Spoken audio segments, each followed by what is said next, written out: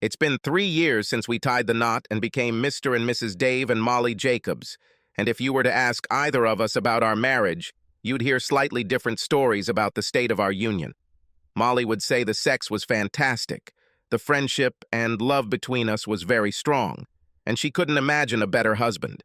However, in her opinion, the main problem was the lack of money, and unfortunately, she did not see a path to ever having what she really wanted in life. You see, Molly grew up poor. So poor that her family could not even afford the occasional good meal out. So poor that all her clothes were either sewn by her mother or bought at a second-hand store. So poor that she couldn't afford a bicycle when she was young, or afford to go to the movies, participate in after-school clubs, or go out with friends on the weekends.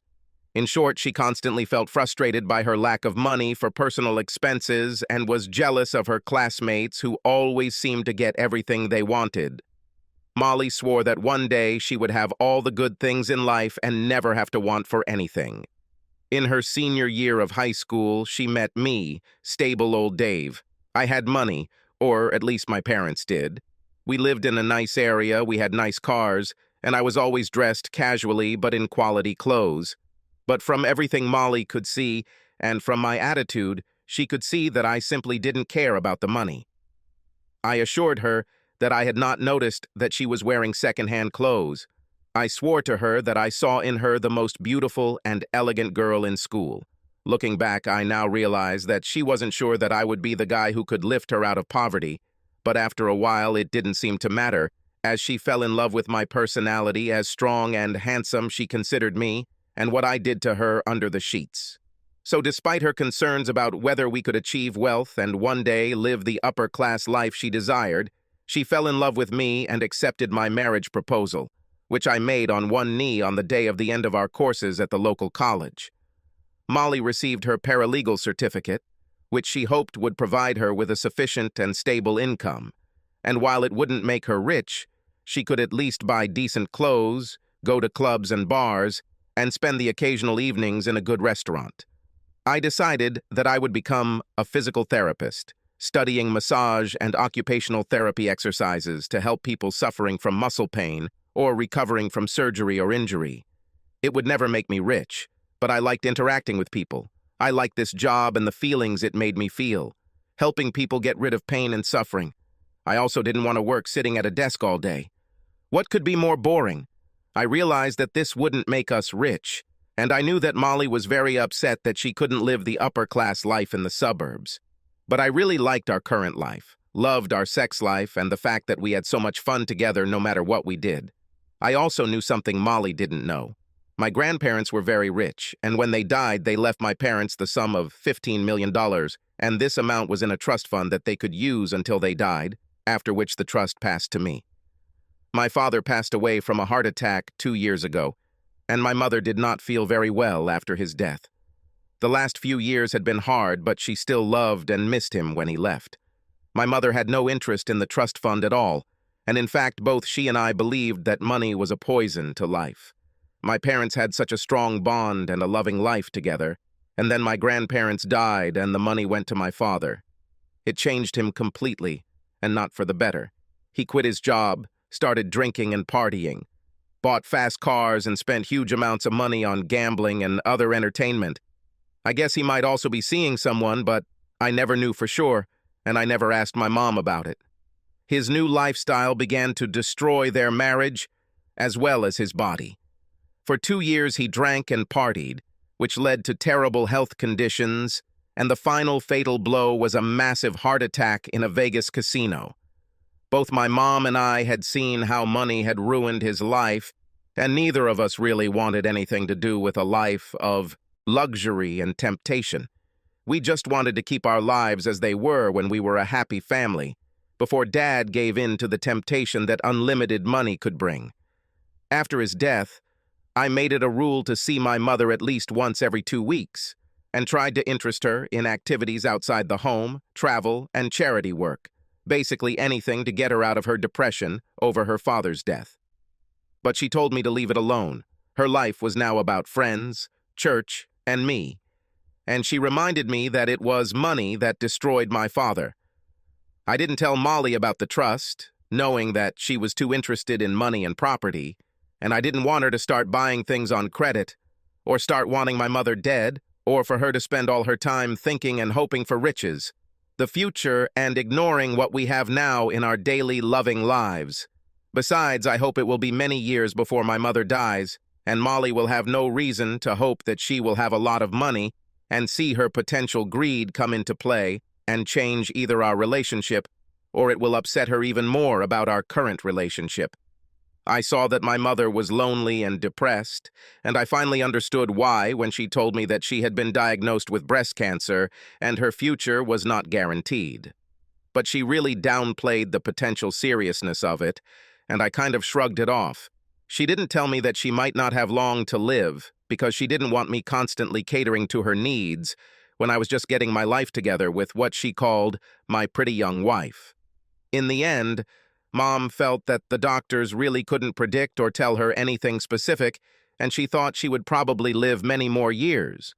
The doctors believed that they had found the cancer through a lumpectomy and radiation, and did not indicate to her that her end was near, although one doctor said that several of her lymph nodes turned out to be cancerous, so she needed to be closely monitored for any changes in health or any lumps that she notices.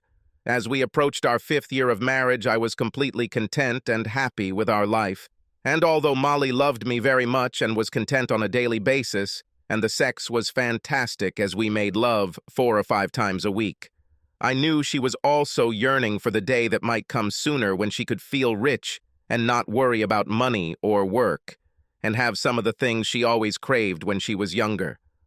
Molly tried to improve her status at work in an attempt to get a promotion and improve her salary and benefits. She worked for a well-respected and sought-after law firm specializing in family law and divorce, as well as real estate and tax. The firm's founder, Jay Sutter, was a 51-year-old bald and somewhat pudgy man who founded the law firm 25 years ago and built it into the largest billing firm in the region. He worked hard over the years and neglected his personal life, never marrying or having children or offspring to consume his time. Sutter's personal assistant was retiring, so he posted openings internally for various paralegals at the firm so they would have the first shot at that promotion before he looked outside for candidates. Molly was his 3rd and final interview for the position, and she told me how excited she was for the opportunity. "Dave, it will be a 20% increase right away and a chance for a 10% bonus at the end of the year. I know it will be more hours and even some weekend work, but I really can't pass up the opportunity for a raise. Do you mind if I strive for this?" "Of course, Molly. You're free to do whatever works for your career. Nothing lasts forever, and if it doesn't work out, you can always find something else. But if you last a year or two, it will look great on your resume and will become a stepping stone to more." On the day of the interview, Molly dressed in business casual, but left a strong hint of the incredible sexiness and attractiveness that lay just beneath the surface of her business attire. She wore FFM-seamed stockings and sexy high heels and kept crossing and uncrossing her legs during the interview. She left the top 2 buttons of her blouse open so that if she leaned forward to make a point or share a laugh, her ample cleavage could peek out from underneath the blouse, hinting at the magnificent breasts hidden beneath the silken fabric. Jay Sutter didn't miss it. Although he wanted to make sure he had a qualified candidate, he believed that he deserved to be rewarded for his hard work with a young and good-looking assistant who would spend a lot of time with him. Molly had the qualifications, but more than that, when she walked out of the interview and he watched her perfect ass jiggle as she walked in and out the door. It was at that moment that he decided that she was the one. Molly returned home extremely excited, having been told right before leaving the office that she had gotten the job. She was called into Mr. Sutter's office and he told her, "Molly, you did great in your interview and your work here has always been excellent. I would like to offer you a job, but keep in mind that there will be a lot of late evenings and some weekends when you will work very closely with me. Do you think your personal life will allow this without exception?" "Oh, yes, Mr. Sutter. I don't have children, and my husband often works in the evenings too, seeing clients after work for massages and physical therapy. This will be very good for me, and I am so grateful, Mr. Sutter. I won't let you down. Fine. But Molly, call me Jay. We will work closely together, and I prefer an informal and open relationship with my assistant. Feel free to talk to me about anything and everything, and I will do the same. When Molly walked through the door of the house, she called me, told me that she had gotten a job, and in a husky voice asked me to sit on the sofa. She looked at me with incredible excitement and joy at getting the job, and told me that she wanted me to celebrate with her. To this end, she stood in front of me and slowly began to spin and dance a little, taking off her clothes, leaving in front of me only in stockings and high heels. I was fascinated, and I liked it when Molly got into this mood, so I wasn't going to argue. As the weeks went by and Molly became immersed in her work, she told me how incredibly smart and observant her boss Jay was. She told me how he dressed in the fanciest Brooks Brothers suits, how he wore one of 3 different Rolex watches every day, and how his shoes cost more than 10 of her outfits combined. She said he was funny, articulati, and treated her like she was the smartest and most capable personal assistant he had ever had. None of this bothered me because I was confident in our marriage and trusted my wife. Plus, she told me he was a balding and overweight 51-year-old man, so it didn't seem like much of a competition. At least it didn't bother me at first, but after a month, she soon wasn't talking about Jay anymore or talking about work. When I started talking about her day, she would avoid eye-contact, simply nod and say that work was fine, and then quickly change the subject. Molly started work later every evening, and soon she didn't get home until 8 p.m. 3 or 4 days a week. I decided to ask her what was the matter. Molly, what's happening to you? You come home late, take a shower in the evening, even though you had one in the morning, and then practically tear me apart with our lovemaking. You never want to talk about work, but yet you almost always work late and can't tell me what you're doing that's taking up so much of your time. If I didn't know how much you love me, I would think maybe you were having an affair. Davy, don't even say that. You know how much I love you, and I just can't get enough of you. I make sure to take a shower to wash off the sweat and dirt of the workday. I don't really have much to say about the work. I just dictate, type documents and notes, and issue invoices to my boss. He has so many meetings during the day that he is finally able to sit down and start working after most of the other employees have left him alone. Remember, when I got the job, he told me, and I told you, that there would be a lot of late work, and now we both understand exactly what he meant. She sort of looked away and couldn't seem to look me in the eyes as she told me all this, and for the first time I thought it was all wrong. But I decided that this was not the end of the conversation, so I simply interrupted it and decided that I would be more attentive than usual to what was happening. I was usually the first one up and out the door in the morning, given that many of my clients wanted massages or physical therapy before going to work. So most mornings I was up before Molly, showered, and out the door. It was the usual daily routine, but today I had nothing urgent to do, so I was drinking coffee and reading the newspaper when I heard the phone ringing upstairs. It wasn't Molly's usual ringtone, and it certainly wasn't mine. I quietly walked up to the top of the stairs and listened to her conversation as she picked up the phone and said, "Oh, hi, Jay. How's my wonderful boss today?" I couldn't hear the rest of the conversation, but I heard her laughing at what her boss told her. Then I heard her say, "Yes, Jay, I've missed you too, and I can hardly wait to find out what surprise you have in store for me when I get there. Now, honey, let me jump in the shower and get ready for work, and I'll see you soon." Did she say, darling? What the hell does this mean? Who calls their boss darling? And what a surprise her boss had in store for her. And what kind of ringtone did I hear? When I heard the shower turn on, I went upstairs and saw that her purse was lying on the bed, and inside I saw a brand new iPhone, the latest model. These items cost almost $100, and she definitely didn't buy it herself.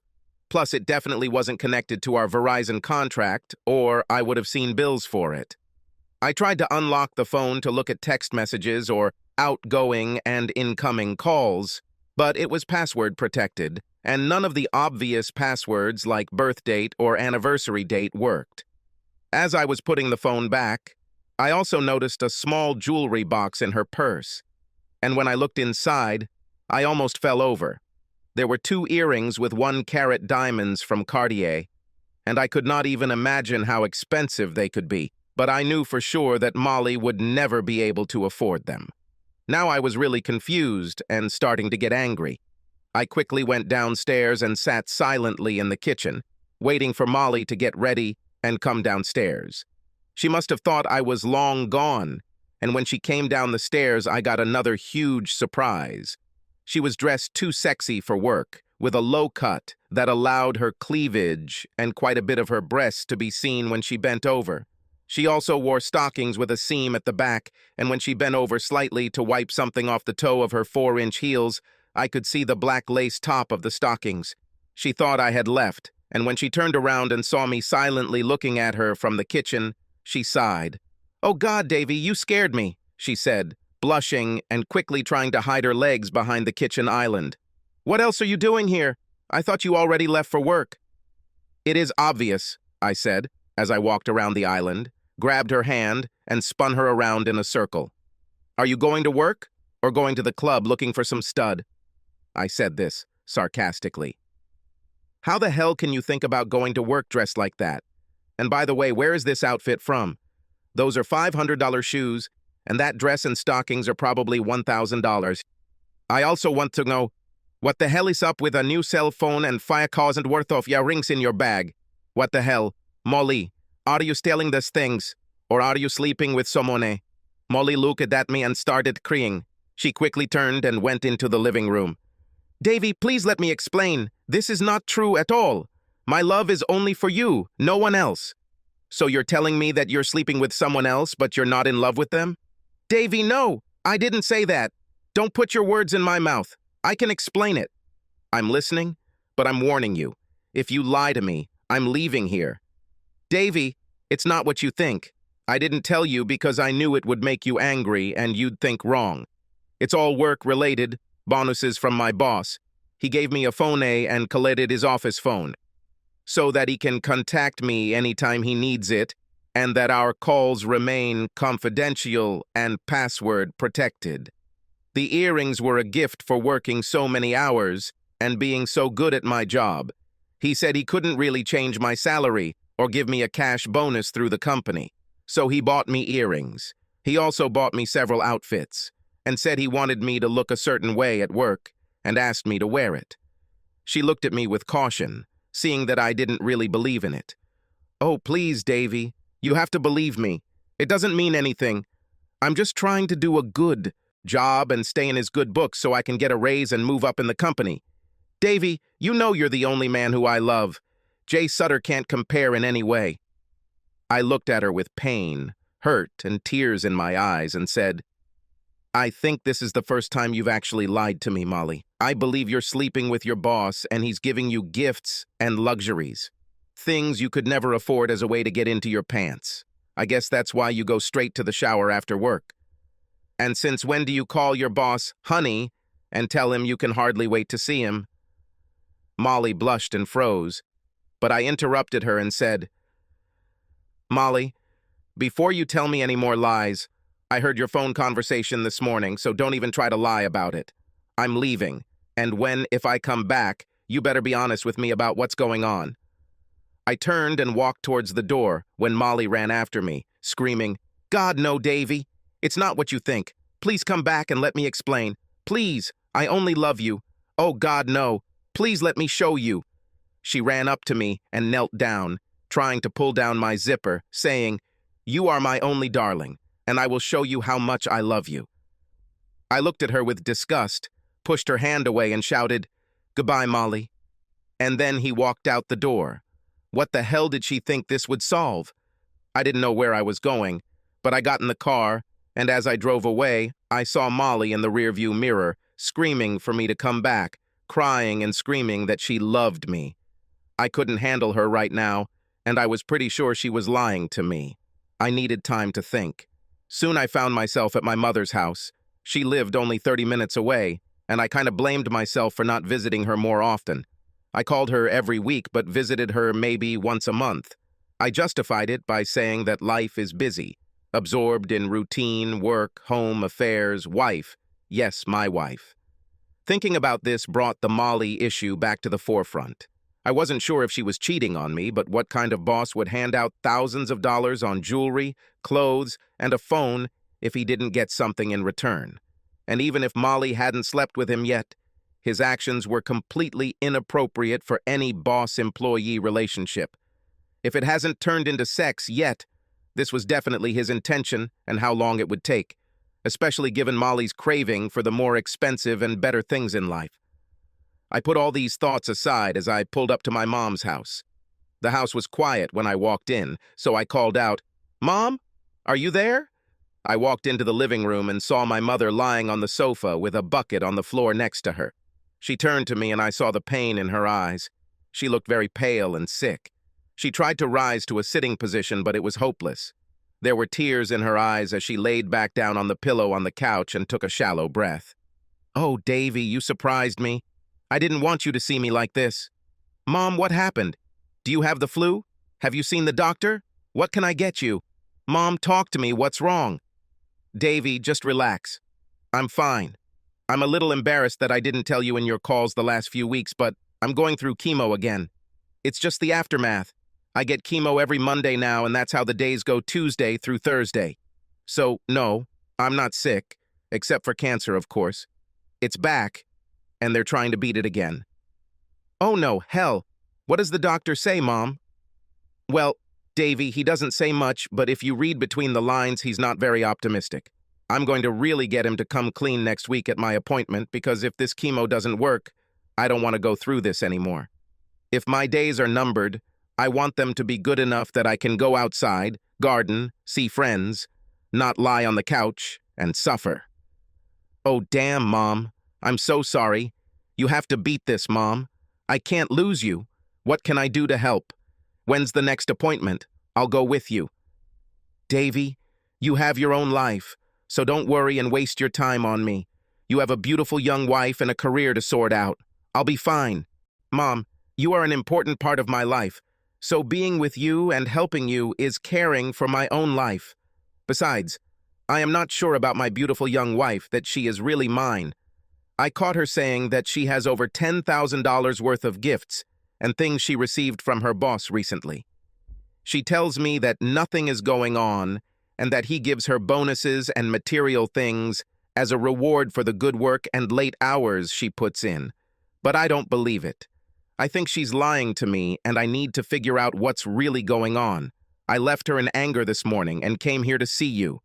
No, Davy, I can't believe it. She loves you more than any woman could love a man. I can't believe she could cheat on you. Mom, Molly loves and craves material things. She's always been poor. She grew up poor. And she's always felt resentful and disappointed that she didn't have the good things in life. I think she's fooling herself into thinking that in order to be truly happy, you need to have money and surround yourself with the best clothes, the best jewelry, the best house and car. Well, we know how that ended for Dad. I think she's never felt secure in her life. Maybe it's a matter of self-esteem or anxiety because of the way she had to live growing up. But I'm afraid she loves material things more than anything. Or else. She seems obsessed with the lives of the rich, rather than looking at the wonderful life we built full of fun, friendship, trust, and love. Oh, Davy, what are you going to do?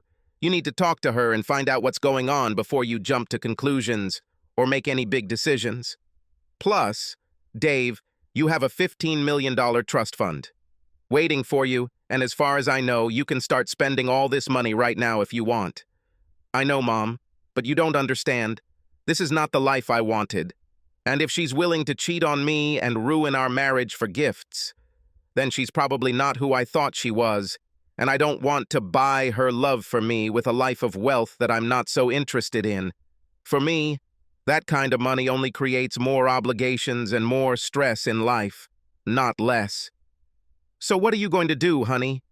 I don't know, Mom, but right now I feel like if she cheated on me with her boss, then the marriage is dead, and it's just a matter of me ending it. If she hasn't, then I'll ask her to quit her job and go to counseling with me to find out if she can be happy with the life we lead. She doesn't know about the trust fund, and I'm definitely not going to tell her about it now. But Mom, enough of that. I'll take care of you this weekend, talk to your doctor, and see if we can't get you back on the path to health. Molly tried calling me all that evening and day, and I wouldn't answer or listen to her voicemails. Finally, my mom convinced me that I should at least let her know where I was and that I was okay, so I agreed and called her. Molly, I see you called me. What do you want? Davy, where are you? I want you. That's what I want. You can't just walk away from me and not let me know you're okay. You have to give me a chance to explain. It's not what you think. Nothing is happening. Please come home so we can discuss this. Molly, I don't know what to believe right now. I don't think I can trust you when you tell me nothing is going on. How can I think otherwise when Sutter gives you over $10,000 worth of gifts and he gets nothing in return? Dave, I love you. You need to trust me. I don't want anyone but you. They're just things, yes. I love them and I want them, but I want to be with you for the rest of my life. I want to have a family with you and grow old with you. But I also want us to be financially secure. So I really think this job will lead us to more. Please come home and talk to me. Molly, I can't understand how you don't see and understand how inappropriate it is for him to give and for you to accept such gifts. If you haven't done anything yet, soon he will expect it, and you will feel that's something I owe him. Davy, that's not true at all. Money means nothing to Jay. He has so much of it. He's just rewarding me for all the hours and hard work. Molly, I really don't know what to think, but I have this feeling in my chest that you're not telling me the whole truth, and it's burning me inside. No, Dave, don't even think like that. Please come back to me and I'll show you that you're the only one for me. Molly, you can't solve this with sex. Anyway, I need to tell you something. My mom's cancer is back and now I'm with her, and I'm going to spend the rest of the week and weekend here taking care of her, and plan to meet with her doctor on Friday to get an idea of the prognosis. So you won't see me until Monday night, and if I'm not back by dinner, I'll at least call you. Oh no, Dave. Oh, it's so unfair that the cancer is back. Do you want me to come and spend the weekend with you? I don't want you to be gone for so long, especially when we're having such difficulties. I can be there in an hour. No, Molly, that's not a good idea until you and I figure out where our relationship is going. Oh my God, Davy, don't even say that. Our relationship is going nowhere. I love you and you love me, and we are made for each other. Stop thinking like that. Nothing is happening. Please don't think like that. I couldn't stand losing you.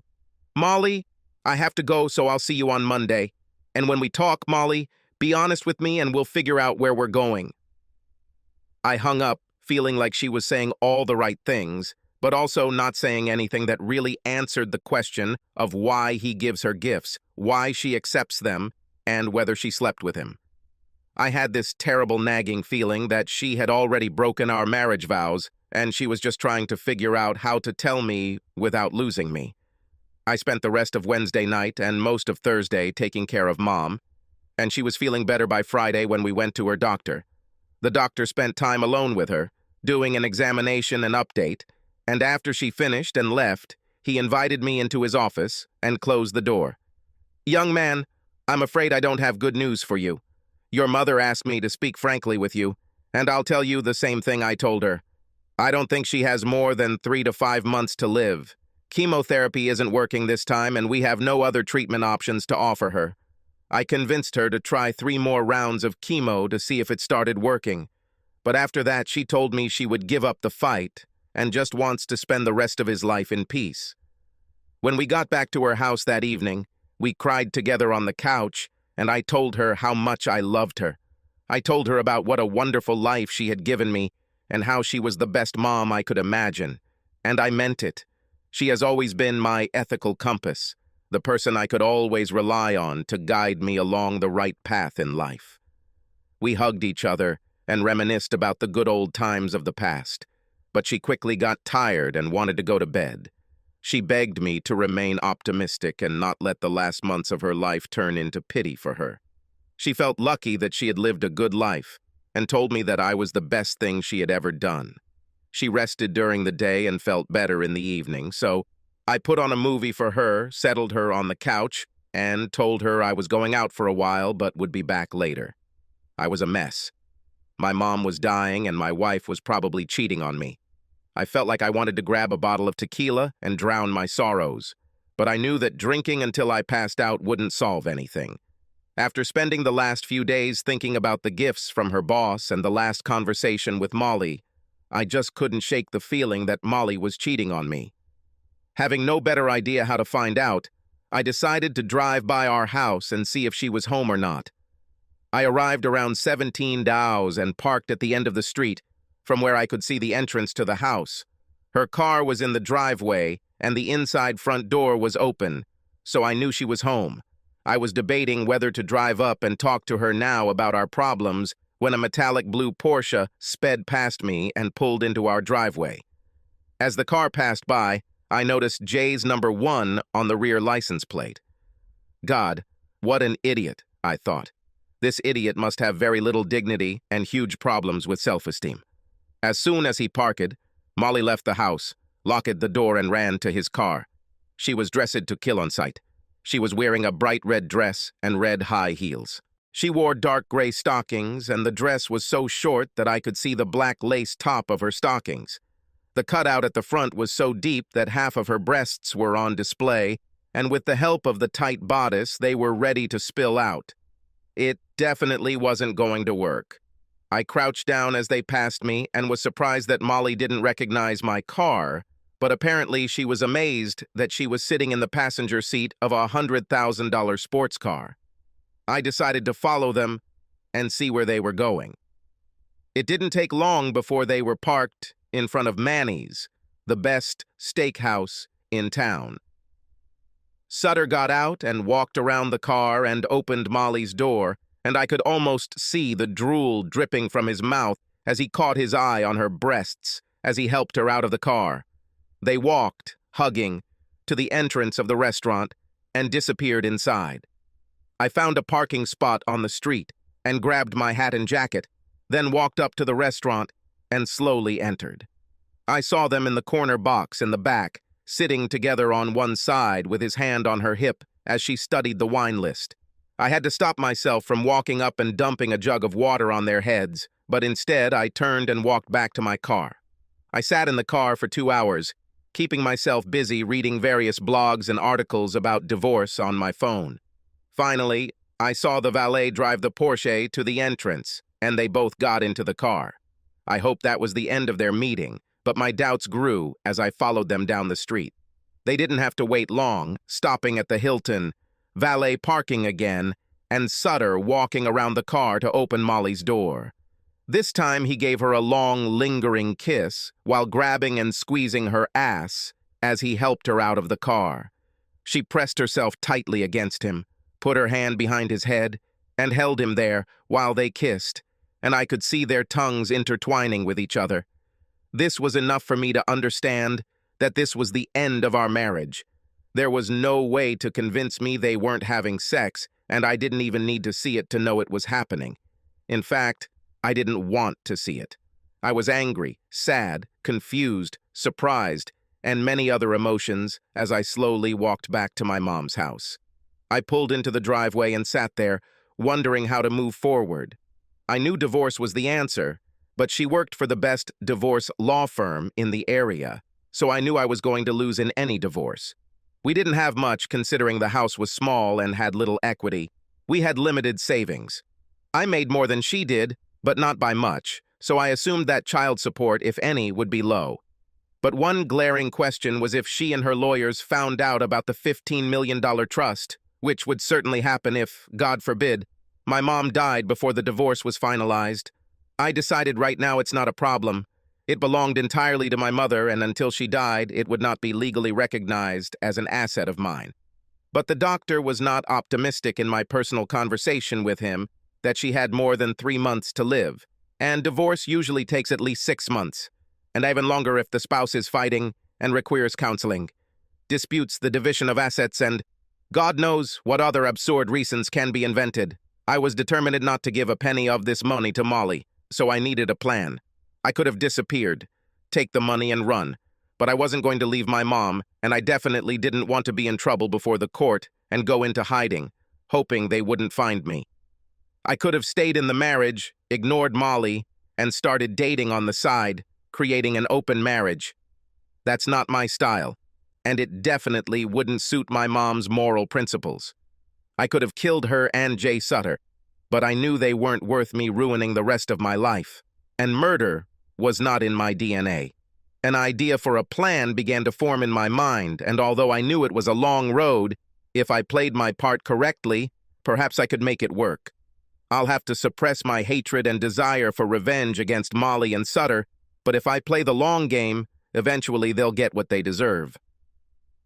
I got home Monday night, and as soon as I got out of the car, Molly opened the door and ran out to hug me. She tried to kiss me, but I pushed her away and said we needed to talk. The look on her face changed from shock to horror at the thought of, we need to talk. We entered the living room. She sat down on the sofa and patted next to her, but I sat down in the chair opposite, which again caused her to look fearful and desperate. Davy, I miss you so much. You can't just leave like this. I need you. I love you so much, and I feel so bad that you misunderstood me. I love you. You came home to stay, and we can forget about this suspicion and the anger you feel. I looked at her with contempt, which again caused her shock and fear. Molly, stop lying, and let's talk honestly. I know about your whole Friday night with Sutter. I saw you at the restaurant, and you were dressed to seduce. You never dressed like that for me, but maybe that's because I don't have a Porsche with stupid license plates. Molly tried to say something, but I interrupted her. Shh, Molly, I'm not done yet. I saw you in the restaurant, in the box, with his hand on your thigh, and you were almost sitting on his lap. Then I followed, pick you up at the Hilton, and I saw you exchange kisses and caresses before going in and spending the night having sex. So let's stop lying and start the process of ending our marriage. Oh, Davy, no, please, God, no. I don't love him. I only love you. There's no way we're going to end our marriage. I need you. Then why are you sleeping with him? Why are you disrespecting me so much by cheating on me when you say you love me? Tell me why the hell. Molly cringed and realized that her only chance was the truth. Okay. I'm just a gold digger, that's why. I don't want to be like that, I don't want this, but I just can't handle it. When Jay started tempting me with diamonds, iPhones, fancy dresses, and shoes, I just couldn't resist. And all those fancy lunches and dinners in restaurants we could only dream of, and bills equal to a week's salary. Hell yeah, I slept with him because I wanted him to keep showering me with gifts, money, and clothes, and he swore that he would bring my salary to the very top as far as possible. But Davy, please believe me, I don't love him and never will. I love you and only you. Yes, I want the things he can give me, but when I kiss him, I almost feel sick. And when he touches me, I can barely stand it. It's just a deal, a quickie, and we're done. He can never compare to the way you make me feel, and I don't love him. But God help me, I do gifts and a feeling of wealth when I'm with him. Oh, honey, I'm so sorry, and I didn't mean to lie to you, but I just fell under the influence of all this wealth, and I didn't want to give it up. Oh, I know I sound terrible, just sleeping with him for gifts and the riches he can give me. But that's what happened, and now that you know it, I feel better about my guilt and anxiety at being caught. Well, Molly, you're definitely screwed, so now what do you think will happen? Are you ready to quit your job, go to counseling, and give up your greed to see if we have any chance of reconciliation? God, Davy, please don't ask for this. I don't want to lose you, but I don't want to give up the golden hen. Can you let me do this and just consider it part of my job? You know, when I come home after his pathetic sex, I need a real man so much that I attack you and let you do whatever you want to me. Can't I make up for it by letting you do whatever you want to me when we're together? Oh God, I know it sounds pathetic, but if you could find the strength to allow me to do this, I will definitely compensate you. What nonsense, Molly. How can you ask me to do this? Do you want me to become a cuckold so you can enjoy the wealth and I get the secondary sensations? Davy, no, you don't get secondary sensations. When I sleep with him, it means nothing. I don't feel anything, and I don't feel love or excitement being with him. Those are purely material things he can give me, and love, and friendship, and a partner in my life, will always only be you. So, Molly, are you proposing an open marriage? You sleep with him, I find other people for sex and pleasure, but we stay married and get together at night like nothing has changed? No, Davy. I couldn't bear the thought of you with another woman. I couldn't bear the thought of you being with her and possibly having better sex than with me. Or are you comparing her to me? Or, worst of all, you fall in love with someone else. I know it's hypocritical, and maybe it makes me seem pretty shallow, but I don't want an open marriage. I just want to enjoy what it gives me. Pay for it with pathetic, insignificant sex, and stay with you. At some point, this will end, and I will only be yours again. Molly, you really ruined our marriage by having sex with him. How the hell do you expect me to accept this? How pathetic do you think I must be to ever consider playing the role of a cuckold? I'm so angry at you right now that I can't even be here. But we'll definitely talk about this more. I'm going to go back and stay with my mom for a few days, and I'll be back on Wednesday to discuss this further. By the way, at least you're using condoms. Molly didn't answer this question, but just looked at me with despair in her eyes. This moment became the point of no return for our conversation. I left the house, leaving Molly confused and desperati, struggling with the idea that her actions could have permanent consequences on our marriage. Returning to my mom, I spent time trying to gather my thoughts and determine the best course of action for not only my relationship with Molly, but also for supporting my mom in her battle with cancer. This period of my life was a challenge that required me to find inner resources of strength and determination that I was previously unaware of. Maybe I'll see you on Wednesday, Molly. I pulled open the door on the way out, and Molly began to sob, looking after me. Wait, Davy. Please, can you make love to me now and let me show you how much I want just you? I miss you so much. Molly, we need to sort out our relationship before we mess it up even more by having sex right now. God, it seems like you've completely lost touch with reality. And I'm so angry right now that I don't even want to touch you, let alone about sex. With that, I slammed the door as I walked out, knowing that the first seed of my plan had been sown, and we'd see if I could see it through on Wednesday.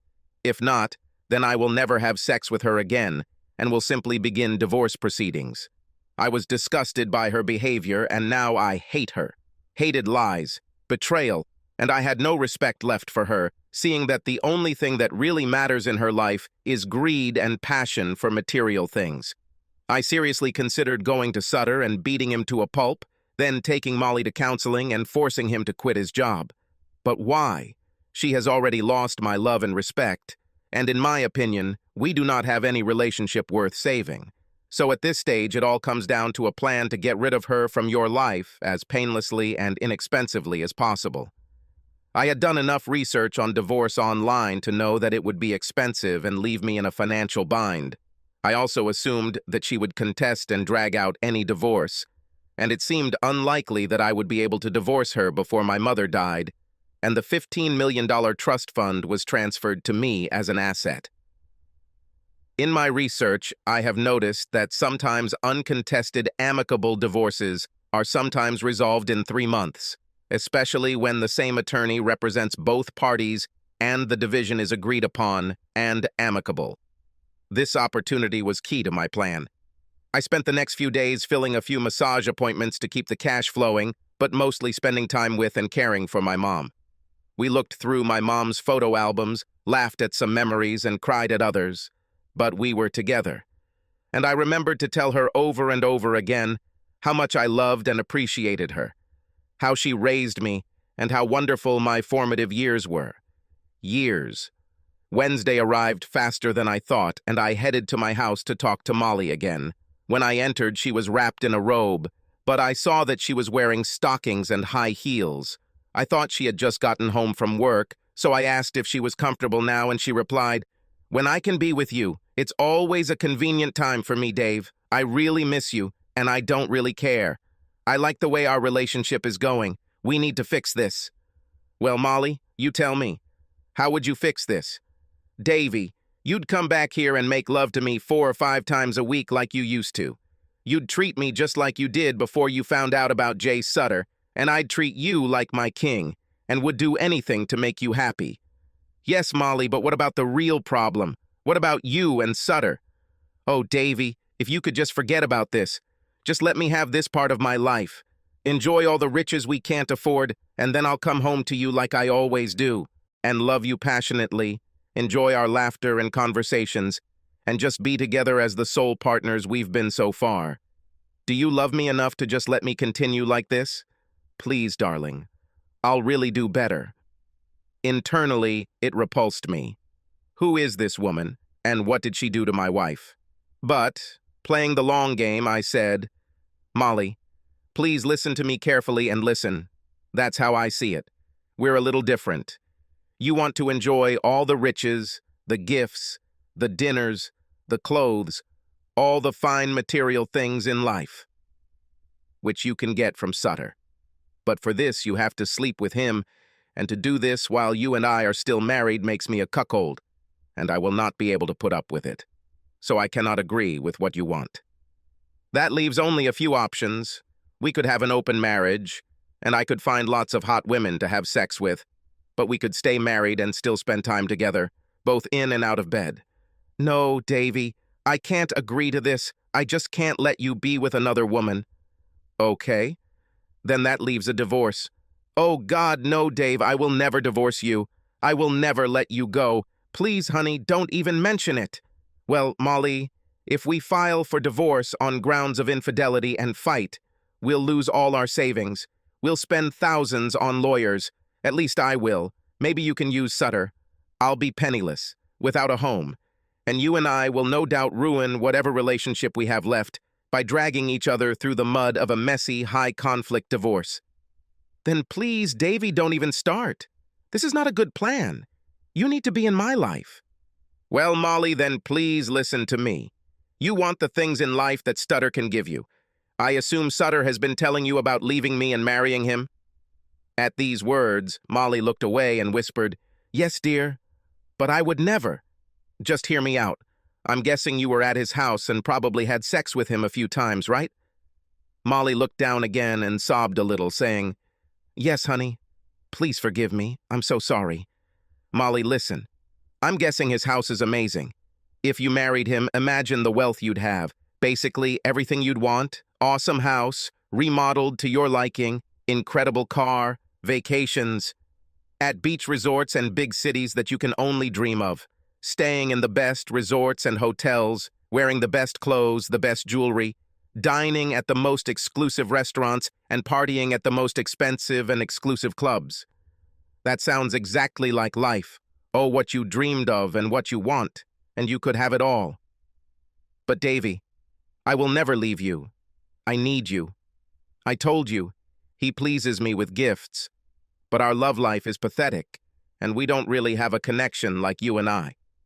I can't give up on you. I shuddered inside, wondering how Molly could not understand that I now felt no connection to her. Just contempt for how she could give up what we had for a few measly dollars and trinkets. It made me realize how we were never really right for each other and what a mistake it would be to spend any more time on this marriage.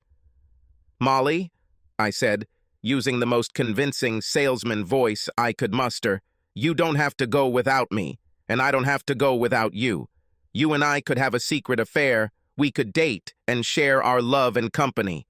I would cuckold him just like he is doing to me now, since he thought it was okay to have an affair with my wife. I think it is only fair that you and I have a long-term affair that he should not know about. You'll get the best of both worlds. You can spend time with me, and we can have exciting and wild sex, and you can get all the riches you want from it.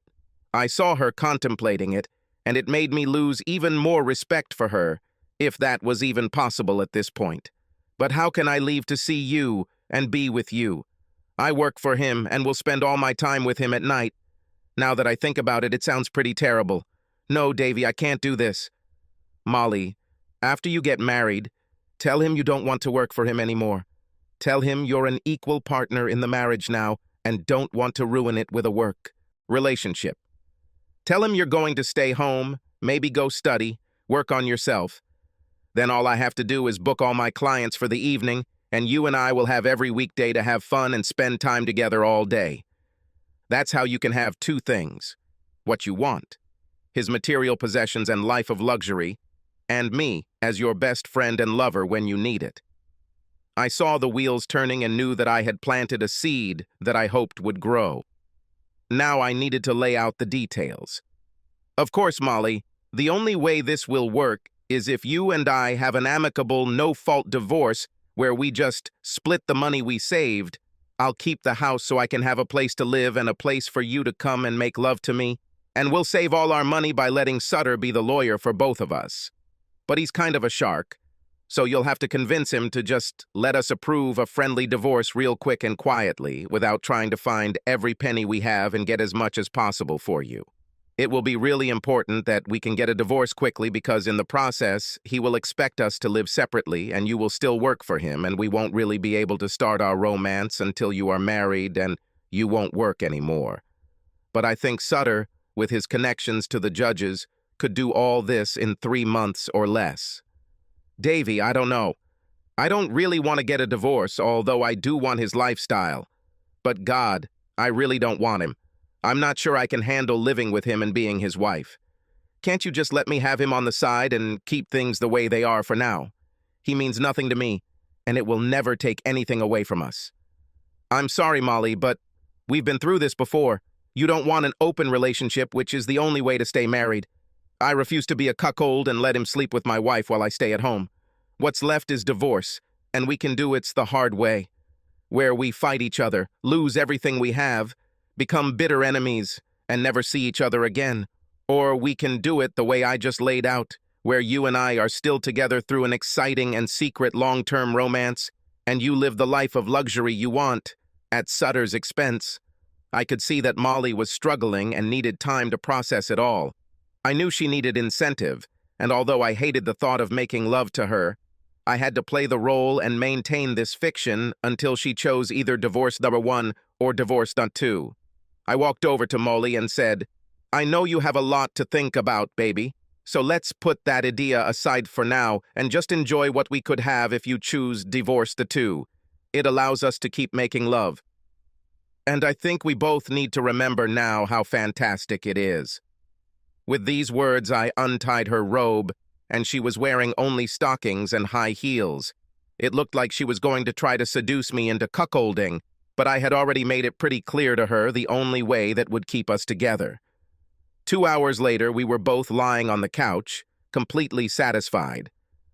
Molly, I need to go back and take care of my mom. She's not feeling well. Think about everything we talked about and let me know how you want to move forward. Can you decide by tomorrow night? I didn't want to give her too much time to think and thought that once I got her to agree to divorce method number 2, I could keep pushing the matter forward and get it over with as quickly as possible. Davy, I don't know, but please come back tomorrow night so we can repeat what we just experienced. I need you in my life and between my legs, baby. That was incredible. Molly, we now have a potential plan for how this could happen, and in my opinion, this is the only way. I'll be back tomorrow evening, and if we can agree on this plan, I'll be happy to do it.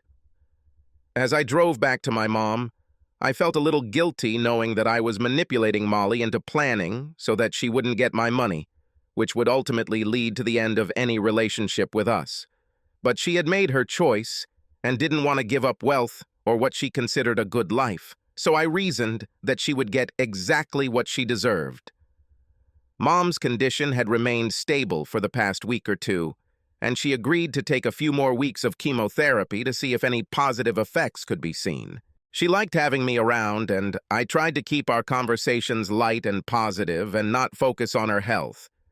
I took her for rides, and we went to some of the parks that she loved to take me to when I was a kid.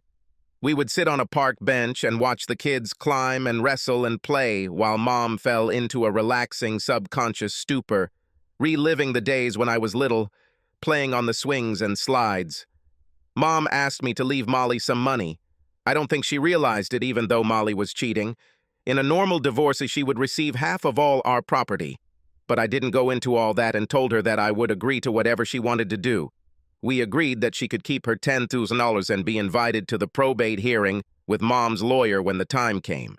The next evening I visited Molly and asked her if she had come to a decision. She chuckled and hesitated before saying that she just wanted things to stay the way they were now. I stood up and started grabbing my coat and keys and said, "Well, Molly, this doesn't suit me, so I guess I'll get myself a lawyer and start divorce proceedings. I will have my lawyer contact Sutter, as I assume you will be using him." "God, no, Dave. What are you saying? Will this really be for you and me?" "No, baby, I can't let that happen. Molly, we've been through it all, and there's only one way forward. So please decide what you want to do." "Okay, damn it, Dave. If this is the only way to keep you and enjoy what Sutter gives me, then I think this would be scammed up too. I don't like it, and you better make up for it more often and several times, if you know what I mean." With these words, I picked her up, carried her into the bedroom, laid her down, and took off all her clothes. "Oh my God, Davy. That was incredible. It might have been the best sex you and I have ever had. Can you spend the night?" "Yes, Molly. I will spend the night with you, and tomorrow morning we can make sweet love again." We were both relaxed and hugging when I said, "Molly, I've been thinking about how to get Sutter to represent us both and get a quick, amicable divorce. I was also thinking about how you approach the idea of leaving me. I thought maybe we needed to sell him something, setting you up and him helping us make it. What's on your mind, Dave?" "I need to somehow get a video of you two together so I can use it to convince him to represent us both. I could set up a hidden camera here in our bedroom, and you could lure him here for a quickie when he will come get you on a date.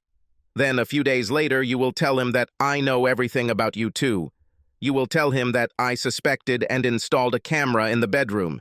Tell him that I suggested that you quit and we went to counseling, but you said no. You choose him. After that, I could approach him with the video and convince him that I would make it public if he doesn't help us get a quick and free divorce. Oh no, Davy, I don't want you to see him with me. Won't it break your heart?" "Molly, yes, it will be difficult. But I am trying to save our relationship with the plan of becoming your lover after you marry him. And I think this will help us achieve this. I will buy a camera and install it in our bedroom. And all you have to do is lure him here, give him fast sex, and then I can use that to forcefully ask him to represent both of us and quickly approve a no-fault divorce." We ended our conversation with another steamy sex session, and although I still felt some guilt over the manipulations I had used against Molly, I decided that she was the one who had ruined my love, our marriage, and she needed to learn a lesson, life that deserves.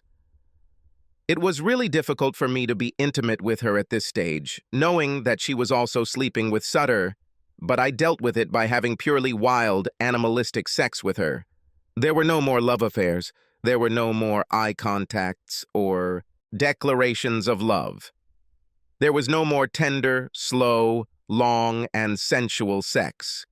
It was strictly a race to have fun and move on. I continued to return to my mom's house almost every evening, hoping to comfort and spend time with her, but it was definitely a level of avoidance of spending more time with Molly than necessary. She didn't talk to me about Sutter or her work anymore, and I felt that she was ashamed of her affair and her position, but not so much as to give up the wealth that she valued so highly. By the following Friday, I set up a camera in our master bedroom and laid out a plan for Molly. She should have told Sutter that I was working late and would be spending the weekend with my mom, and that Sutter should pick her up on Friday night for a nice evening of dinner and dancing. I asked her to dress her best, with a short skirt, seamed stockings, and a blouse that would show a lot of cleavage. I was parked at the end of the street when this smug guy in his Porsche with stupid personalized license plates drove by and pulled into the driveway. Molly brought him into the house, and they were inside for about 40 minutes before they came back out, so I was pretty sure they did it. As they drove off into the night in his car, I went into the house and removed the memory cards from the camera, downloaded the contents onto my computer, erased the contents, and put the camera away. As I reviewed and edited the footage, I saw why Molly was so wild after it. Well, that's what she signed up for, and it was now clear to me that it was all about the gold. I definitely didn't give their marriage much chance of success and wasn't sure whether Sutter would protect himself with a prenuptial agreement or not. To be honest, I didn't care. Knowing Molly's sexual appetite, she couldn't stand him as her only sexual partner for long. Of course, she was counting on me. The next morning, I went to Molly and told her it was time to put the plan into action. Molly, you need to call him, tell him that I suspected and installed sound and video in our room and caught you having sex in our master bedroom. Then tell him that I asked you to go to counseling. But in your opinion, the marriage is over because you love him and want to be with him. Just leave it like that, and then I'll take over. Oh, Davy, I just don't know about all this. Can't we just forget about this whole divorce plan and keep doing what we've been doing? You know I'll give you so much pleasure every night and we can still meet and spend time together. So, I will receive a few gifts from Sutter. I just consider it a bonus for the work I do for him. Molly, you get these things because you sleep with him, and there is no way I can let this arrogant, rich asshole cuckold me and sleep with my wife. We've been through this over and over again, and this is the only way, unless you want me to leave and disappear from your life forever. No, no, no. I definitely don't want this. I just wish you would let me have it all. If you really loved me, you'd just let it go on until I got tired of it. Molly, I could tell that if you really loved me, you would never have done this. It's too late for all this talk. Do you want to continue, or are we breaking up here? God, Davy, you're so stubborn. I don't like it. But if this is the only way left for us, then I guess I should do it. I'll talk to Jay today about getting a divorce and him and me being a couple, just like you said. I called Molly later that evening from my mom's house to ask how it went. Dave, he just panicked. He was so afraid that you would come after him. He is also absolutely terrified of the idea of this video going public. It would ruin his reputation and affect his practice if people found out that he seduced his personal assistant and destroyed his marriage in the process. Yeah, Molly, and imagine if I went to the American Bar Association. I mean, maybe he'd lose his license to practice, at least for a while. Oh God, don't do this. Then the riches will stop coming. I thought to myself that it was typical that her first concern was money. But I didn't say that. Instead, I told her, Molly, I'm going to contact him and get things straightened out about the divorce. I think to sell this whole thing, you should tell him that I've moved in with my mom while all this is going on. Won't work out. Plus, she's now off chemo and getting weaker and weaker, and I really need to spend as much time with her as possible. I'll see you when I can. Probably not until the weekend. I arranged a meeting with Sutter as a potential client under a false name and warned Molly not to be in the office at 4:30 p.m. on the day I planned to meet him. She agreed, and someone else let me into his office and announced to him that Mr. Jones had come to see him. He stood up smiling, and I had to do my best not to break his front teeth or hit him in the groin. It would have been fun to just barge in on him, and I couldn't imagine an easier target to beat up, but I had to stick to the plan. I ignored his hand as he held it out for a handshake and said, Mr. Sutter, thank you for meeting me. First of all, my real name is Dave Jacobs, and my wife is Molly Jacobs, your personal assistant who you slept with. I put a lot of anger and threat into my initial words, and he looked startled and then scared. He quickly retreated behind his desk. Now, Mr. Jacobs, don't even think about getting physical or you'll end up in jail and it'll cost you a lot of time and money to get out. Look, I'm sorry about what happened. I didn't mean to fall in love with Molly and have her fall in love with me. But it happened, and we just couldn't keep ourselves away from each other once we realized that we were true soul partners. You probably don't want to hear this. And I know you'd like to punch me in the face right now, but again, that would be a big mistake. Why the hell are you here? Sutter, you know that Molly chose you over me and refused to work on our marriage. So, I guess you win. However, I'm not going to just fall on my sword unless you help me. With that, I handed him the USB drive and said, you can watch this on your own time, but it basically shows you and Molly having sex in my house and in my master bedroom. Sutter, there are two ways we can move forward. The worst-case scenario is if I fight Molly over the divorce, I get a lawyer and she hires you or someone on your staff, and it becomes a protracted fight. I will send this video to newspapers, social networking sites, the Bar Association, your parents and friends, in short, anyone I can think of, in an attempt to destroy you. Now, Jacobs, wait. This will hurt Molly too. Do you really want to do this to the woman you love? Besides, how will you feel knowing that everyone knows that your wife cheated on you? There must be another idea in your head, so let's get to it. Yes, Sutter, I have. I know I lost Molly to you.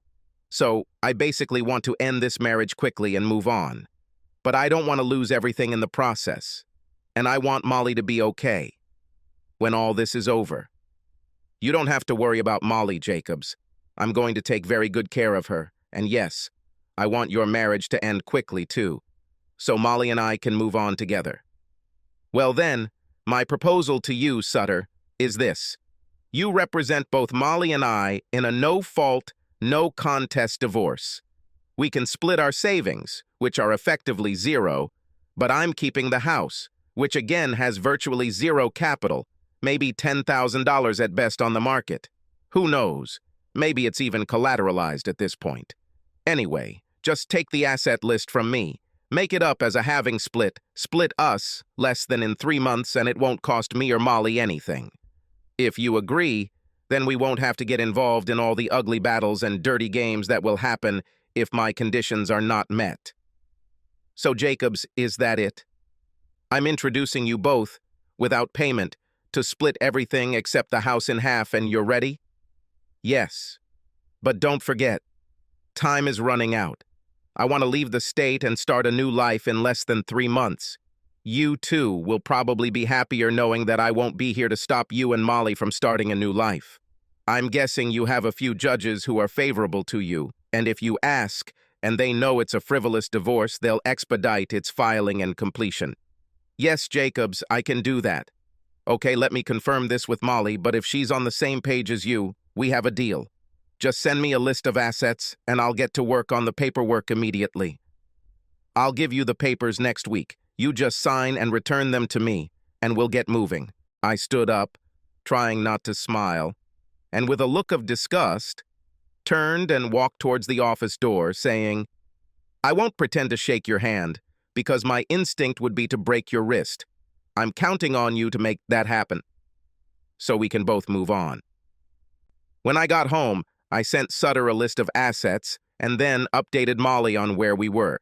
She looked exhausted, and when she finally spoke, I felt a flicker of guilt. But again I reminded myself that this was the bed she had made, and now she would have to lie in it. Dave, I'm so confused about this whole plan. I know that now Sutter will want me to stay at his place and will pressure me to spend more and more time together as a couple. I'm not sure I can deal with it. I really didn't want her to live with Sutter full-time if I still had to be her sexual partner for 3 months. So I suggested, Molly, why don't you tell Sutter that you don't feel right living as a couple until you get divorced and until you and Sutter get married? Tell him I moved in with my mom, which is not a lie, by the way. So tell Sutter you'll be home alone and you can still date secretly, but you don't want the office or the public to know about it until our divorce is officially finalized. When I returned to my mother's house, she was sitting on the sofa watching TV. She said she felt weak but actually felt better without chemotherapy. She insisted on talking about the funeral, what songs she wanted to be sung, who should be there, who should read from the scriptures, and what I thought I would say in my farewell address. I had to leave the room before the tears started falling. Life can be so unfair. Molly was quite demanding over the next few months about me coming home and satisfying her sexual needs. Each time I visited, there was more and more obvious evidence of the gifts she had received from Sutter. Exquisite underwear, jewelry, expensive high-heeled shoes, even a mink coat. The last time I stopped by, she had a luxury Volvo SUV parked in her yard, which she said was her company car. To be honest, I was outraged, but didn't want to discuss anything that would rock the boat. I came solely to fulfill my role. At this stage, I began to treat her very rudely during our sexual encounters. Perhaps my disappointment showed in our sex. I was served with divorce papers at home, and it caused a burst of tears and second thoughts for Molly. But we weathered the storm and kept moving forward. The months ticked by slowly, and for me, the only real emotion left was depression and pain due to my mother's deteriorating health. I was so tired of Molly that I spent as little time as possible in our house, telling her that I needed to spend every day with my mom. Finally, the day came when Sutter sent me an email with the divorce document attached. He informed me that everything was final. We are officially divorced and I need to move on and stay away from Molly. He told Molly the same thing, and she left the office that day, feigning illness, and rushed home to make love to me. But I left. She called, and I didn't pick up. I was ready, and now all that was left was to somehow let her know that the relationship was over. I made an appointment with her for Saturday morning, but it was the beginning of the worst day of my life. My mom passed out at the kitchen table this morning, and I couldn't wake her up. I called an ambulance, and the ambulance took her away, and I followed them to the hospital. I texted Molly about what had happened and canceled our morning date, telling her I'd contact her later.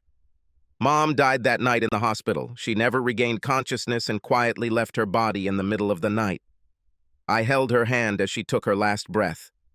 I returned to my mother's house and cried in my sleep, and the next day I forced myself to organize all the funeral details that my mother had so insistently talked about. The funeral took place 4 days later, and my eulogy spoke of the love my mother had shown me and the priceless pearls of wisdom she had given me throughout my life. The church was her stronghold of peace, hope, and grace. And I told the pastor that in the near future the church would receive a very large donation at the behest of my mother. I texted Molly about my mom's funeral and asked her not to come. I continued to ignore her calls, but I knew I was only postponing the inevitable confrontation. Finally, I had the perfect opportunity to wrap things up when my mom's lawyer called me to set up an appointment to have the will read and executed. The lawyer also asked for Molly's number since her mom left her a cash gift of $10,000.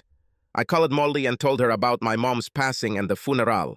Molly said that she was now engaged and that after Mom died, she wanted to hug and comfort me and show me her support. She also said it was time to start our romancing and start dating regularly, so she could get comfort and love from me on the side, while she received material things from Sutter. I told her about the reading of the will and asked her to come to the lawyer's office the next day at 10 in the morning so that we could hear and carry out my mother's will. She agreed, but was confused as to why she needed to be there. I told her that my mother left her a gift, and the administrator of the estate wanted to carry out my mother's wishes. An estate administrator? I thought your mom only had a house and a little social security, so it probably wouldn't be much, but what a wonderful blessing she would have to think of me. I wasn't a very good daughter-in-law, and especially avoided her after I cheated on you with Sutter. I feel guilty about that and everything else, but now we can put it all behind us and start our love life over again. See you tomorrow at 10, Molly, I said, ending the conversation abruptly. My pain, anger, and disgust were rising to the surface, but I knew that I was now reaching the end and would soon begin my new life. At the will reading, Molly and I were ushered into a rather luxurious conference room at the law firm of Jenkins and Mallory. We sat on opposite sides of the large conference table as Jenkins Sr. opened the will and began. He looked at Molly and said, "Molly Jacobs, your former mother-in-law has left you the sum of $10,000, which will be paid to you today with no other conditions.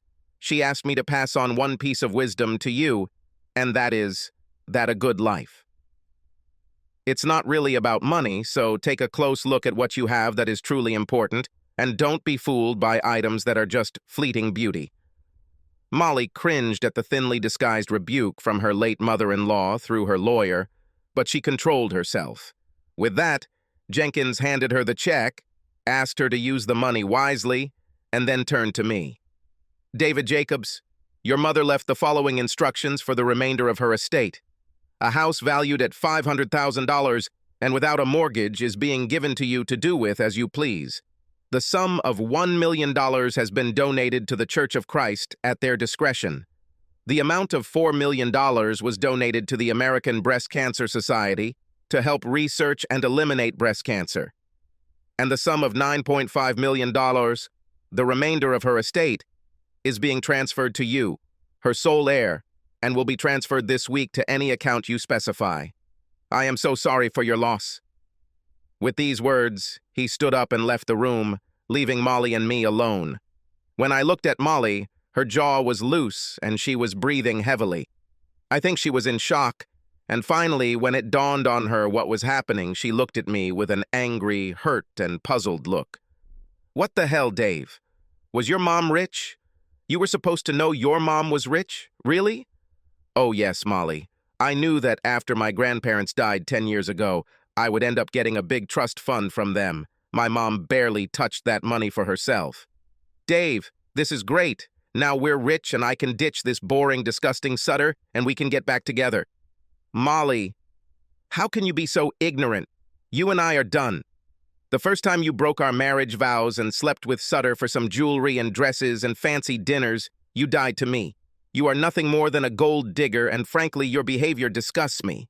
I arranged a quick divorce so that your greedy hands could not reach the money that I was supposed to inherit, and I knew from the first time I saw you and Sutter's together, you and I were done, and it was only a matter of time before I could kick you out of my life. Molly recoiled from my outburst of anger and pain as tears welled up in her eyes, and I looked at her in disgust. I kept yelling at her, now on the rise, fueled by my pent-up anger over her cheating, my mom's death, and how cruel life can be. You sold the love I had for you cheaply to a rich, desperate, lonely guy who you don't even respect or love.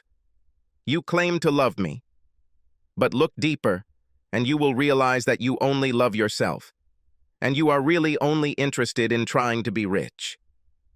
There is no way I would allow you to have access to this money after I saw your true personality. You and I are done, and my plan is to walk out of this office and never again see you. Damn you, Dave! How could you? You set me up. Why didn't you help me? Yes, I have a need for money and things. You know how I grew up. We had nothing. We were not respected. With us, treated like dirt. It was drilled into me from an early age and throughout my life that you are only worthy of respect if you have money. But I love you, Dave, I really do. You should have shown me our possible future. That's bullshit, Molly. Oh yes, I think I understand. You probably believe that only money deserves respect. But I respected you for who you were, or who I thought you were. I loved you for who you were, and showed it to you every day. We had something wonderful until you got tired of our middle-class life and wanted more. You still don't understand. You sold our love, our friendship, and every opportunity to live together for a measly few riches. When you get married and live with Sutter, having all the things you want, but realize that you have no spark or happiness in your life, maybe then you will see that material possessions are the most insignificant things in life. You have sold yourself for things that will bring you little comfort. I am completely disgusted with you and can never share my love with you again. Maybe all is not lost for you. Quit Sutter, quit your job, go out on your own, and try to find something that makes you happy. That's what I'm going to do. I'm going to California to start a new life and see if I can't eventually find someone who only wants me, not caring about a life of money and jewelry, but based on a life of love, respect, and friendship. I wish you luck and will try to remember you as the beautiful young wife I loved before your greed destroyed us. Molly cowered in her chair, listening to me with a shocked and pained expression on her face, and then burst into tears and lowered her head onto the table, sobbing. Oh God, what have I done? I felt terrible, but it was over, and I needed to leave before I said more, so I stood up and in a quiet voice told her, I'm sorry, Molly, but there is no way forward between us. Good luck and goodbye. I turned and practically ran out of the room and went down to my car. I drove back to my mom's house and did the last step of my plan. I sent the video of Sutter having sex with Molly to the American Bar Association with a cover letter explaining what he did. I then sent the same letter and video to several of his employees I had contacted about the divorce and to the National Enquirer, asking them to investigate a story about a divorce lawyer who ruined a marriage by seducing his personal assistant, then processed a quick self-service divorce without payment, to get rid of her husband so he can marry her. Yes, I lied to Sutter about our deal. I decided that the hell he had seduced my wife with money and power. He deserved some retribution for his actions. I was sad that this would probably also destroy Molly even more, perhaps even end her chances of marrying Sutter. But I had been deceived by both, and my pain required some retribution before I could move on. I hope this was the last time I had to think about Jay Sutter. Dave Jacobs sold both houses, packed up a few things that were important to him, and moved west to San Diego to start a new life. He opened his own massage and physiotherapy office, along with a Pilates and yoga studio, equipped with the latest innovations in the treatment of physical ailments and rehabilitation. About 2 years after he settled down, he began dating a contract Pilates teacher who had the body of a goddess and the personality of a saint. Their relationship blossomed into complete love and devotion, and they decided to get married and share their love forever. Over the next few years, they had a boy and a girl and spent as much time as possible together as a family, enjoying the simple pleasures of life, surfing, biking, hiking, camping, and expressing love and respect for each other. Dave never knew how fantastic true love could be until he had a family to care for. Jay Sutter did not lose his license, but he did lose several employees and a lot of respect and friendship among his colleagues and other contacts. He became something of a joke. The National Enquirer did write a story about him, and he went through a lot of embarrassment and discomfort for several months until it subsided. But the story kept popping up when someone searched for information about him or his firm on the internet. His law practice and his bookings suffered greatly due to the fallout, and his firm was no longer among the top 25 firms in the region 2 years afterward. Molly and Sutter got married, but Jay was smart enough to get Molly to sign a prenuptial agreement before the wedding, which stated that if either party engaged in infidelity, the marriage would be dissolved, and each would be left with whatever assets they brought into the marriage. Molly was forced to quit because none of the employees at the firm respected her. She became a housewife. The only thing more boring than her days were the nights when she had to submit by having sex with Sutter. Oh, she really spoiled herself with clothes, jewelry, trips, cars, fancy dinners, but none of this actually made her happier. Life with Sutter became a test of endurance, and she didn't last long. 12 months after their wedding, Sutter returned home in the middle of the workday to find her in their bed with one of his firm's junior lawyers. He immediately kicked her out and fired the lawyer on the spot. Divorce followed quickly, and the last time anyone heard from her, she had moved east and was trying to start a new life. In her new life, she had enough money after paying living expenses to go out to dinner or have a bachelorette party every now and then, but she found herself feeling more joy in this life than she ever came close to with Sutter. She still missed and loved Dave, but she finally realized the disaster she had brought upon her life by losing the only person she considered her soulmate for the short-term possession of a few pieces of jewelry and nice clothes. Perhaps she truly began to understand that the good life is not just about money. Subscribe to our channel so that your second chaff doesn't cheat on you, and go ahead and listen to the next story, because this story is nothing compared to the next one. If you're under 18, don't even think about listening to the next one.